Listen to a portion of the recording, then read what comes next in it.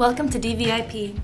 This video is a brief overview on the important concepts provided in the Victim Training Manual. Keep in mind, this is not a substitution for the formal training sessions. It is, however, an introduction to the DVIP volunteer guidelines. Training will enhance life skills as you will learn the effects of trauma and the processes of recovery. You will enhance your communication and crisis intervention skills, increasing your effectiveness in any situation. What's so exciting about training is that you're going to come away from it with this understanding of domestic violence that a lot of people that you meet, just every day, or your friends, or just, classmates, colleagues, anybody that you run into, you're going to come away from it with this knowledge. Here are the goals for initial domestic violence training.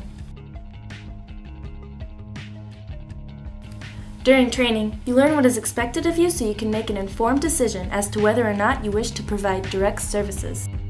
Talking about DVIP's philosophy, which DVIP is so philosophy-based that training really helps you come away with understanding why we do things the way we do them. It helps you be more in touch with the experience of the victims. Be willing to come emotionally and physically prepared. Show up on time, and try not to miss a session. DVIP has 3 types of volunteer positions. Support service volunteers provide essential office support and shelter upkeep. DVIP asks that every volunteer begin at this level. Victim advocates, or direct service advocates, are the core of DVIP's volunteer program. They provide a variety of services to adult and children victims of domestic violence. Children make up over half of DVIP's shelter residents, and a big need exists to provide services specifically for them. Training for children's volunteers is separate from the victim advocate training and is very hands-on in nature. Each volunteer position offers several types of activities which are listed in the volunteer training manual, so please take the time to read these job descriptions. As a volunteer, you are required to submit an application and 2 completed reference information forms, participate in an initial orientation meeting with the volunteer coordinator, follow DVIP's safety policies when coming to the shelter or transporting clients, commit to 1 year of volunteer support, including 1 3-hour shift per week, complete 25 hours as a support services volunteer, complete DVIP's 56-hour victim advocate training, and maintain confidentiality as outlined by the DVIP confidentiality policy. So confidentiality is of the absolute utmost importance. It is the policy of the Domestic Violence Intervention Program to hold confidential all communications, observations, and information made by, between, or about DVIP program participants. It's our job, first and foremost, to make sure that the women and the children in this house are kept safe, and that they're, given every opportunity to keep themselves safe. You can't use the person's name, you can't describe what they look like, you can't give any details about them. So it's not just the person's name. It's really being mindful that there are ears and eyes everywhere that you go.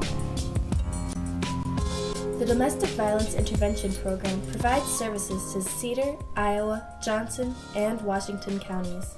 DVIP provides 24-hour phone support and crisis intervention services.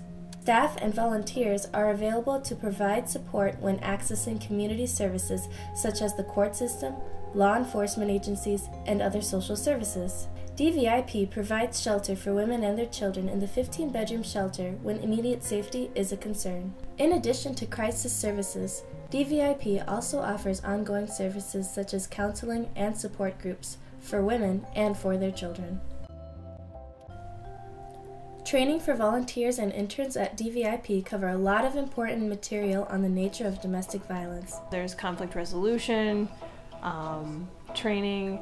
There's training from RVAP, the Rape Victim Advocacy Program, diversity, like I mentioned, training in crisis calls, training just in what is domestic violence. Domestic violence is a crime that affects thousands of women every year in Iowa. At least 95% of victims are women and 98% of batterers are men. The American Medical Association considers domestic violence the most serious health risk women face today. Domestic violence is about power and control. Batterers use the power they have, social and/or physical, in order to gain control within an intimate relationship.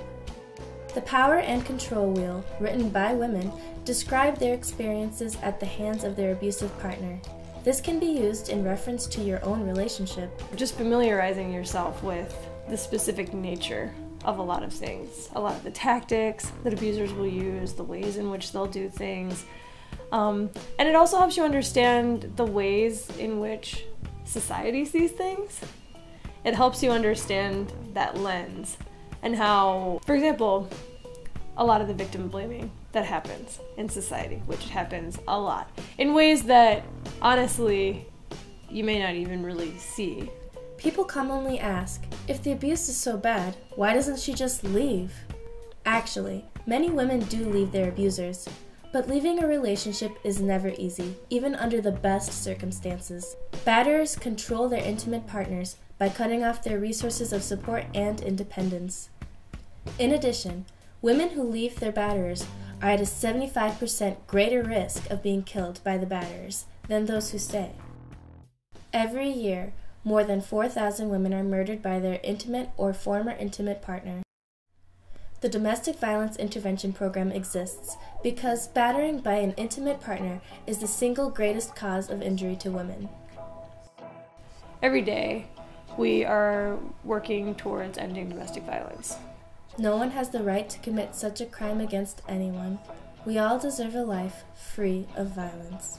For me, I just love the feeling of purpose that I have in the work that I do. Just knowing that every day I have the opportunity to change something, you know? And the work is so versatile, actually. I really like that too. Like, for example, I speak Spanish, so I end up working with the outreach team a lot too. So like, they'll be like, hey, can you come with me to go and talk with this person? Or, you know, I've also helped with the police. You know, I've helped the police as well in different like DV cases or whatever, where they need to speak with someone. And I mean, just things like that. Like, the overlap is really cool between the departments. Shelter workers and other advocates for battered women's rights play an important role in heightening community awareness of domestic violence and improving the response of social and justice agencies to the problem. The advocate's role is not only to assist individual battered women, but also to ensure that systems support the safety and integrity of all battered women. It's just of the utmost importance. We need to keep working towards this, basically so that society can move forward, you know, and thrive. DVIP is committed to supporting its volunteers through resources, training, and guidance. We hope that your experience with DVIP meets your expectations and proves beneficial for you in the future. Hi, my name is Shai. I'm a volunteer coordinator. I'm working here since 2004. And thank you for volunteering, and we're very excited to have you.